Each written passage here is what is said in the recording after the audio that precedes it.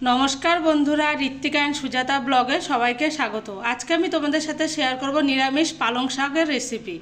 प्रथमे पालंग शाकटा केटे धुए निएछि और एखाने आमी आलू बेगुन सिम निएछि।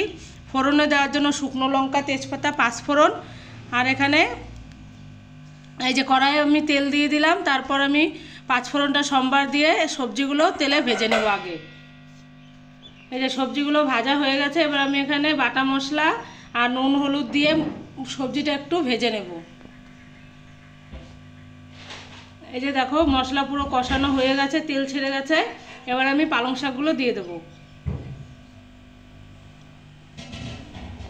বাটা মশলা এখানে আমি লঙ্কা জিরে আর কাঁচা লঙ্কায় পাকা লঙ্কাটা দিয়েছি বেটে। এই যে এবার আমি পালং শাকগুলো দিয়ে একটু মিশিয়ে নেব।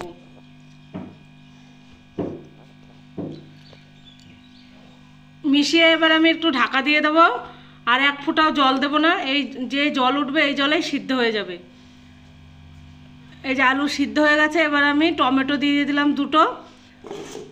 টমেটো দিয়ে আর কিছুক্ষণ ঢেকে রাখার পর তরকারি আমার হয়ে গেছে। তারপর নামানোর আগে আমি একটু চিনি দিয়ে আর ধনেপাতা দিয়ে নামিয়ে দিয়েছি।